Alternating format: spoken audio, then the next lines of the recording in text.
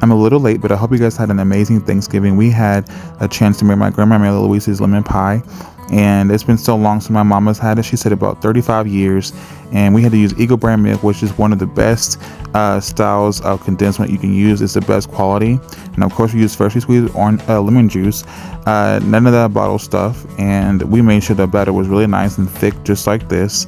And because that's what makes the pie. If you've ever made lemon pie before, then you know that's how it's made. And you want to make sure that you scrape it down really nice and good. And my mom, she doesn't know that I'm posting this video.